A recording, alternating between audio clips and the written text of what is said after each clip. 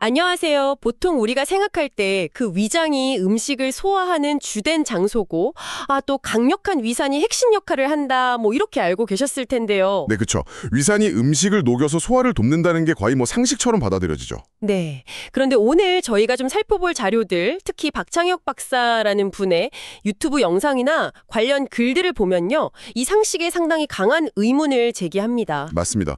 소화에 대한 기존의 이해를 완전히 뒤집는 그런 이야기들이 담겨 있어요. 그래서 오늘은 이 자료들을 가지고 좀 깊이 들어가 보려고 하는데요. 소화가 진짜 어디서 시작되는지, 또 위산 역할은 뭔지, 그리고 탄산수소 나트륨, 이게 왜 중요한지, 네네. 그리고 특정 약물이나 육류 섭취 같은 식습관이 우리 몸에 어떤 영향을 미치는지, 이런 박창혁 박사의 독특한 시각을 좀 자세히 탐구해 보겠습니다. 이게 어쩌면 건강과 소화를 바라보는 관점 자체를 좀 바꿔놓을 수도 있을 것 같아요. 네, 그럴 수도 있겠네요. 자, 그럼 이 흥미로운 주장들 한번 같이 파헤쳐 볼까요? 좋습니다. 그럼 가장 먼저 좀 깨야 할 통념. 소화는 위장에서 시작된다는 생각부터 이야기해보죠. 보통 주류 의학에서는 음식이 위에 딱 도착하면 위산이랑 텝신 같은 효소들이 작용해서 단백질 분해하고 이러면서 본격적인 소화가 시작된다 이렇게 설명하잖아요. 그렇죠. 당연히 위가 소화의 핵심 기관이다 이렇게 배우니까요. 그런데 박사님 주장은 이게 전혀 아니라는 거죠? 그렇습니다. 박 박사님 이론에 따르면 소화의 진짜 시작점은 위가 아니에요. 바로 입입니다. 입. 박사님이 특히 그 씹기, 그러니까 음식을 거의 액체 상태로 만드는 액화 과정을 엄청나게 강조하시더라고요. 맞아요. 그분이 말하는 씹기는 그냥 이렇게 기계적으로 자르는 게 아니고요. 음식의 단단한 세포벽 자체를 터트려서 그 안에 영양분이 흘러나오게 만들고 또 침이랑 아주 골고루 섞어서 거의 액체. 그분이 순수한 상태라고 부르던데 그런 형태로 만드는 과정 전체를 말하는 거예요. 이게 핵심 준비 단계라는 겁니다. 침이랑 섞이는 게 그렇게 중요한가요? 침은 알칼리성이잖아요. 바로 그 점입니다. 알칼리성인 침하고 음식이 아주 충분히 섞여야만 나중에 위장에서 일어날 중요한 과정, 그러니까 탄산수소 나트륨, 중탄산염이라고도 하죠. 이걸 분비하기 위한 최적의 조건이 딱 만들어진다는 거죠. 만약에 제대로 안 씹고 그냥 덩어리째 삼키면? 그럼 어떻게 되는 건데요? 소화가 당연히 잘 안 되겠죠. 박 박사님 설명에 따르면 소화되지 않은 그 단단한 덩어리가 그대로 소장으로 넘어가 버리면 소장에 아주 미세한 육모들을 막거나 손상시킬 수 있다는 거예요. 육모를요? 네. 그럼 영양 흡수도 방해받고 여러 가지 문제를 일으킬 수 있다는 거죠. 그래서 입에서부터 철저하게 액화시키는 것이 소장 건강을 위해서도 정말 필수적이다. 이렇게 주장하시는 겁니다. 듣고 보니까 정말 뜨끔한데요. 저도 가끔 점심시간 같은 때 쫓겨서 거의 마시다시피 먹을 때 많거든요. 네, 그렇죠. 많은 분들이 그럴 수 있죠. 근데 이게 소장에 그렇게까지 부담을 줄 수 있다니 식습관을 진짜 돌아봐야겠네요. 네. 혹시 평소 식사 습관 한번 떠올려 보시면 어떨까요? 음식을 거의 마시듯 먹는 습관이 소화 전반에 이렇게까지 영향을 줄 수 있다니 좀 놀랍지 않으세요? 네, 정말 놀랍습니다. 입에서부터 소화가 시작된다는 것도 그런데 위산에 대한 박사님 생각은 더 파격적이에요. 우리가 알던 위산 역할이랑은 완전히 다르던데요? 네, 맞아요. 이 부분이 어쩌면 가장 좀 충격적인 주장일 수 있습니다. 기존에는 위산의 그 강한 산성, 그러니까 낮은 pH가 음식물을 분해하고 또 살균 작용도 하고 특정 영양소 흡수, 예를 들면 비타민 B12 같은 거요. 이런 거에 필수적이라고 알려져 왔잖아요. 그렇죠. 위산 부족하면 소화 안 된다고 걱정들 많이 하니까요. 근데 박 박사님은 그게 아니라고 보시는 거죠? 정반대입니다. 박 박사님 이론에 따르면 위산은 음식 소화의 주역이 아니에요. 네, 주역이 아니라고요? 네, 오히려 위가 훨씬 더 중요한 물질, 그러니까 탄산수소 나트륨, 즉 중탄산염을 만드는 과정에서 어쩔 수 없이 생겨나는 폐규물 혹은 부산물에 더 가깝다는 겁니다. 위산이 폐규물이요? 이건 정말 상상하기 어려운 개념인데요. 아니 그럼 우리 몸은 왜 그 폐기물을 일부러 만드는 걸까요? 그 메커니즘이 좀 궁금합니다. 박 박사님 설명은 이렇습니다. 우리 위벽세포가요, 혈액에서 필요한 성분들, 나트륨, 염화물, 물, 이산화탄소 이런 것들을 가져와서요, 생명 유지에 아주 필수적인 알칼리성 물질, 바로 탄산수소 나트륨을 합성한다는 거예요. 탄산수소 나트륨. 우리 피가 좀 짠맛 나는 것도 관련 있나요? 네, 혈액 속 염화나트륨 때문이라고 설명하시더라고요. 중요한 건 이 과정에서 탄산수소 나트륨 한 분자가 만들어질 때마다 정확히 같은 양의 염산, HCl, 즉 위산이 부산물로 함께 생성된다는 겁니다. 됐죠?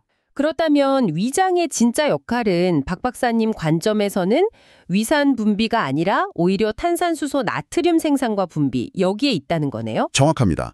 위는 혈액이나 조직의 알칼리성을 유지하기 위해서 이 탄산수소 나트륨을 계속 만들어내는 동시에 입에서 액화되어서 내려온 그 음식물에 이 탄산수소 나트륨을 직접 분비한다는 거예요. 아, 음식물에 직접 뿌려주는군요. 네.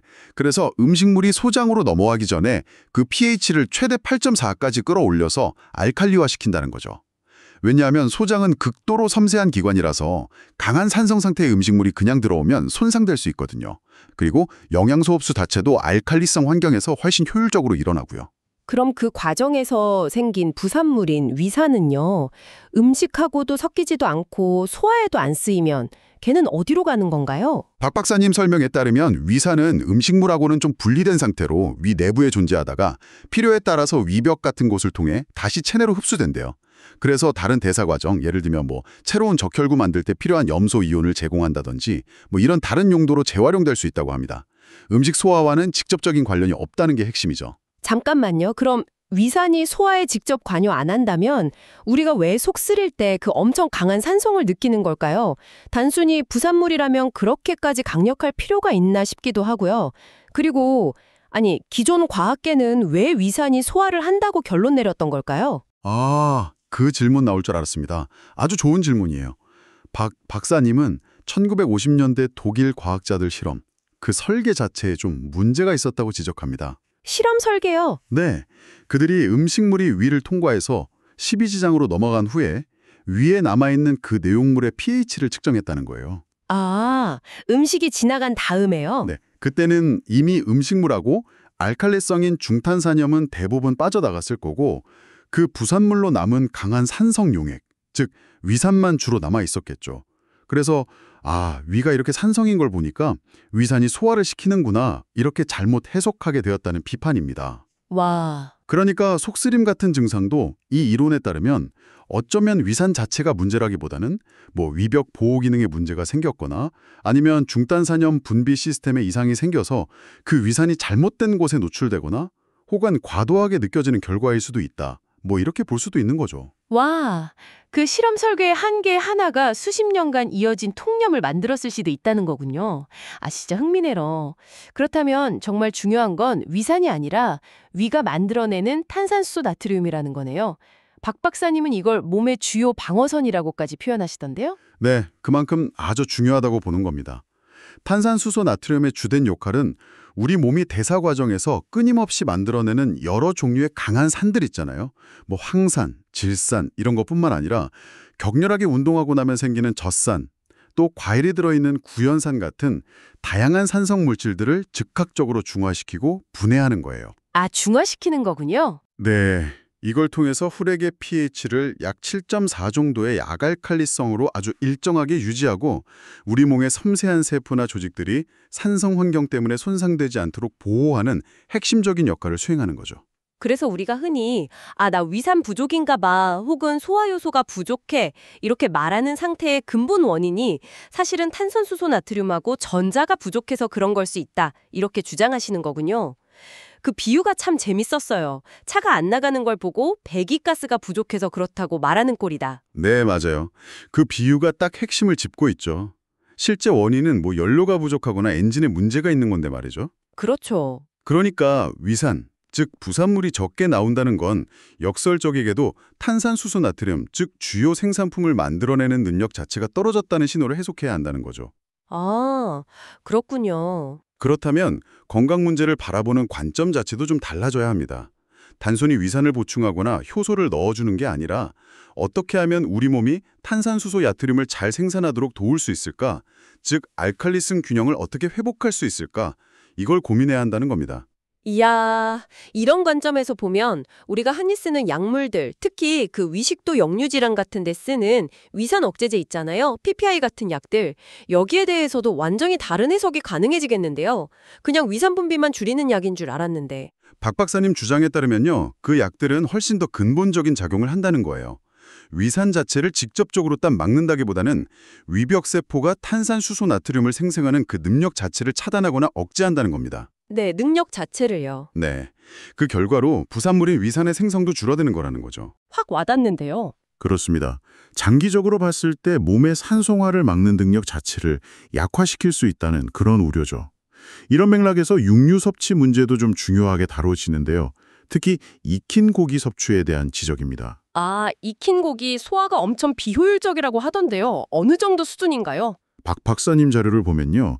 인간은 익힌 고기를 소화하는데 아주 서툴러서 섭취한 고기의 약 20% 정도만 실제 에너지원으로 활용하고 나머지 80%는 제대로 소화 흡수를 못한다고 해요. 80%나요? 그럼 그 소화 안 된 나머지는 그냥 다 버려지는 건가요?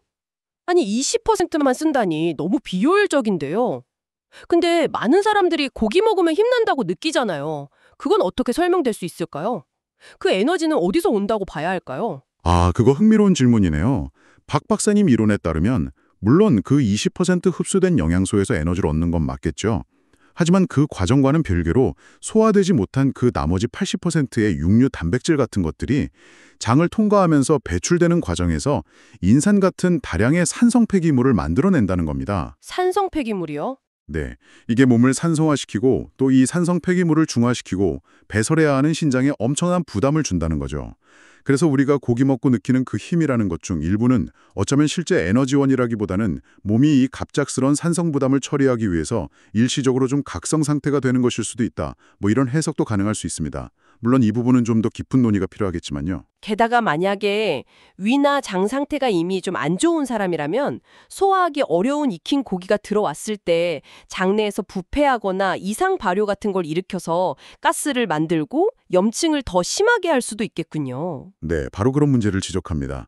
그래서 박 박사님은 우리가 그냥 일상적으로 즐겨 먹는 음식이 우리 몸의 그 섬세한 균형, 특히 산 알칼리 균형에 어떤 영향을 미치는지 좀 신중하게 고려해봐야 한다고 강조하시는 거죠. 여기서 그 유명한 비단뱀 이야기가 나왔죠. 아, 좀 극단적인 예시 같긴 한데 설명이 워낙 강렬해서 기억에 확 남더라고요. 맞습니다. 비단뱀은 먹이를 통째로 삼키잖아요. 그러면 뱀의 몸속은 그 먹이가 소화되지 못하고 부패하면서 엄청난 양의 산성물질하고 가스로 가득 차게 된대요. 말 그대로 몸 전체가 극심한 산증, 애시도시스 상태에 빠지는 거죠. 그걸 어떻게 견디죠? 비단뱀은 이 치명적인 산성화를 상쇄하기 위해서 어마어마한 양의 탄산수소 나트륨을 혈류로 방출한다고 합니다. 만약 이 중화 과정이 실패하면 뱀은 산증으로 그냥 죽게 되는 거죠. 아, 중화 못하면 죽는군요. 네, 심지어 삼킨 먹이의 뼈까지 녹여버릴 정도로 몸속 pH가 낮아진다고 하니까 정말 상상하기 어려운 환경인 거죠. 소화 방식은 아닌 것 같습니다. 네, 그래서 박 박사님은 인간이 정신적으로나 감정적으로 또 육체적으로 최적의 건강 상태를 유지하려면 우리 몸 본연의 알칼리성 설계에 맞춰 살아야 한다. 이렇게 주장합니다. 알칼리성 설계. 네, 재미있는 예시로 침팬지를 드는데 침팬지는 고기를 먹을 때 그 근육 덩어리를 막 씹어 삼키는 대신에요. 주로 육즙만 쪽 빨아먹고 질긴 섬유질은 뱉어낸다는 관찰 결과를 인용해요. 아, 육즙만요? 네, 액체 상태로 섭취하는 게 흡수가 훨씬 용이하다는 걸 본능적으로 안다는 거죠. 그러면서 박 박사님은 고대 인류도 아마 오늘날처럼 살코기 위주보다는 동물의 지방이나 좀 부드러운 내장 같은 걸 주로 섭취했을 것이다. 이렇게 추정하기도 하고요. 결국 모든 이야기가 우리 몸의 그 알칼리성 균형을 지키는 게 중요하다. 이쪽으로 모아지네요. 그럼 이 자료들을 바탕으로 우리가 일상에서 좀 시도해볼 만한 구체적인 실천 방안들, 이런 걸 좀 정리해볼 수 있을까요? 네, 몇 가지 핵심 원칙으로 요약할 수 있을 것 같습니다. 첫째는 박 박사님이 가장 강조하시는 것, 바로 음식을 완전히 액화될 때까지 철저하게 씹는 습관입니다. 이게 소화의 첫 단추를 제대로 끼우는 거죠. 네, 씹기. 그리고 두 번째는 만약에 몸의 알칼리성 균형 회복이 좀 필요하다고 판단될 경우 전문가와 상의해서 탄산수소 나트륨 보충을 고려해 볼 수 있다는 점. 우리가 그냥 위산 부족으로 여기던 문제가 사실은 탄산수소 나트륨 부족의 신호일 수 있으니까요. 그렇죠. 그리고 세 번째로는 알칼리성 염류 같은 것들의 섭취를 통해서 몸의 pH 균형 유지를 좀 도울 수 있다는 제안도 있었고, 넷째는 아까 얘기했던 익힌 육류 섭취가 우리 몸의 산 알칼리 균형과 신장에 미치는 영향에 대해서 다시 한번 좀 진지하게 고민해 볼 필요가 있다. 이 정도가 되겠네요. 종합하면 우리 몸의 알칼리성 설계라는 큰 그림을 먼저 이해하고 그 균형을 깨트릴 수 있는 요인들, 예를 들면 덜 씹는 습관이나 특정 약물, 또 또 과도한 산성식품 섭취 같은 것들을 좀 인지하면서 그 균형을 회복하고 유지하려는 노력이 중요하다. 뭐 이런 거군요. 네, 그렇습니다. 핵심은 우리 몸이 어떻게 작동하는지에 대한 어떤 새로운 이해를 바탕으로 우리가 먹는 음식이나 생활 습관들이 이 섬세한 시스템에 어떤 영향을 미치는지 깨닫는 것이라고 생각합니다. 오늘 나눈 이야기들이 여러분의 건강 관리나 식습관에 대한 생각에 어떤 좀 새로운 질문이나 영감을 주었을지 궁금하네요. 네, 오늘 박창혁 박사님의 자료를 통해서 소화와 위장 건강에 대한 정말 다른 관점을 깊이 있게 살펴봤습니다. 소화는 입에서 시작하고 씹는 게 핵심이다. 위산은 주역이 아니라 부산물이다. 또 탄산소소 나트륨이 실제 중요한 역할을 한다. 그리고 우리 몸은 알칼리성 설계에 기반한다. 뭐 이런 개념들까지요. 분명 주류 의학계의 설명과는 상당한 차이가 있는 내용들이었습니다. 네, 그렇죠. 물론 이것은 박창혁 박사님의 독자적인 이론이고 주장인 만큼 다양한 관점 중 하나로 좀 비판적으로 받아들이시는 자세가 필요할 것 같습니다. 네, 맞습니다. 언제나 그렇듯이 정보를 접할 때는 비판적인 시각을 유지하는 게 중요하죠. 마지막으로 오늘 다룬 내용을 바탕으로 한 가지 좀 더 확장된 질문을 던져보고 싶습니다. 네, 어떤 질문인가요? 우리 몸이 알칼리성 균형을 유지하는 것을 이렇게까지 중요하게 여긴다면 우리가 이야기 나눈 식단이나 약물 외에 혹시 우리의 다른 일상 습관이나 아니면 환경적인 요인들이 이 균형에 영향을 미치지는 않을까요? 다른 요인들이요? 네, 예를 들어서 만성적인 스트레스라든지 아니면 수면 부족, 심지어 우리가 매일 숨쉬는 공기 속의 어떤 오염물질 같은 것들이요. 이런 것들이 우리 몸의 섬세한 pH 조절 시스템에 미묘하지만 지속적인 영향을 줄 가능성은 없을까요? 와, 생각 못 해본 부분이네요. 이것은 오늘 자료에서 직접적으로 다른 내용은 아니지만 알칼리성 설계라는 관점에서 보면 충분히 더 탐구해 볼 만한 아주 흥미로운 질문이 아닐까 생각합니다. 정말 그렇네요. 우리 몸의 균형에 영향을 미치는 요인이 생각보다 훨씬 많을 수 있겠다는 생각이 듭니다. 더 깊이 고민해 볼 지점을 남겨주는 아주 좋은 질문인 것 같습니다. 오늘 소화와 건강에 대한 이 흥미로운 탐구에 함께해 주셔서 정말 감사합니다.